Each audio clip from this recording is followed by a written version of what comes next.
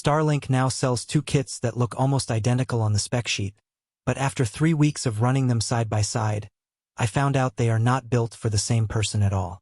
One of them will save you money and give you almost the same performance. The other one is quietly the better buy for a different kind of user entirely. And if you pick based on price alone, there's a real chance you'll regret it in about a month. I bought both. I tested both in the same location on the same days under the same weather. Here's what nobody tells you before you choose. This video is for anyone deciding between the Starlink Mini and the standard kit. Whether you're an RV traveler, a rural homeowner, someone who needs backup internet, or someone who just wants the cheapest way onto Starlink's network. By the end of this video, you'll know exactly which kit fits your situation, where each one falls short, and which one I'd actually put my own money on based on real testing, not marketing pages. I tested speed, reliability, portability, power draw, and how each one handles obstructions like trees and roof overhangs. Let's get into it. Most people assume the Mini is just a smaller, weaker version of the standard kit, and that the standard kit is always the safer choice because it's bigger.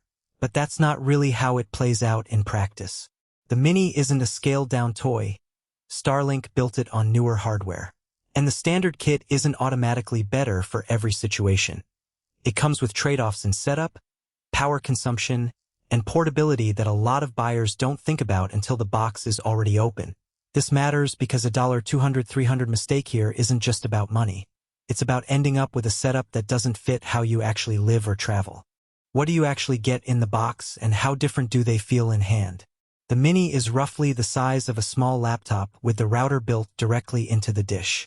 The standard kit is a much larger dish on a kickstand, with a separate router unit you place indoors. Setting up the Mini took me under 5 minutes. Dish out, cable in, powered on.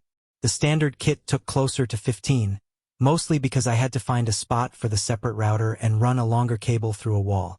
If you value quick setup and minimal footprint, the Mini wins this round outright.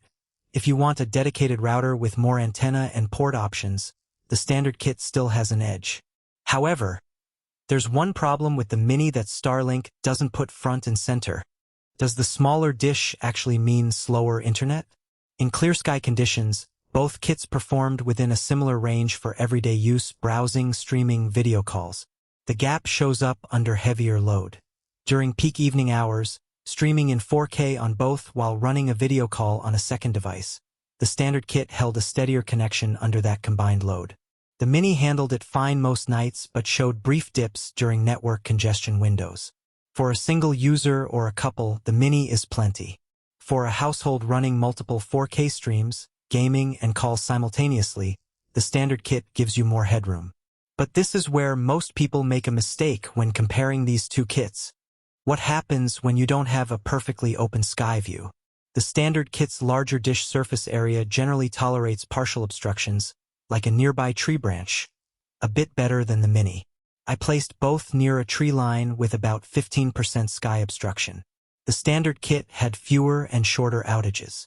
The Mini worked, but it was noticeably more sensitive to that partial blockage. If your site has a genuinely clear view of the sky, this difference barely matters. If you're dealing with trees, roof overhangs, or a tight balcony setup, the standard kit is the safer pick. The next test is the one that actually surprised me. Which one actually makes sense for travel or off-grid use?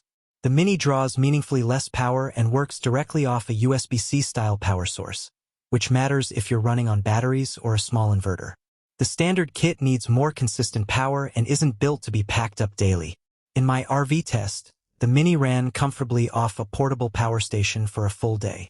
The standard kit worked but drained a comparable battery noticeably faster, and packing that larger dish away each time it was less convenient.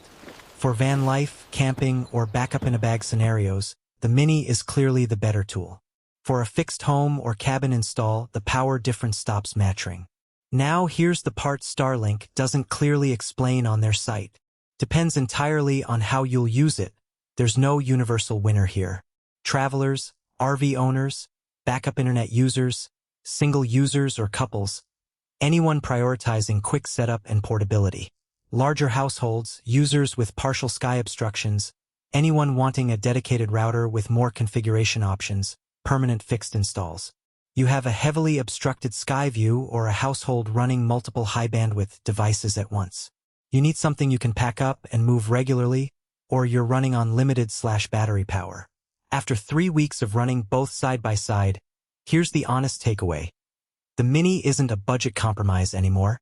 It's the smarter buy for a lot of people, especially anyone who travels or has a clean view of the sky.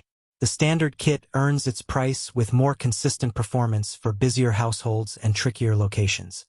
If you're buying for a single fixed home with a clear sky and multiple heavy users, I'd point you toward the standard kit.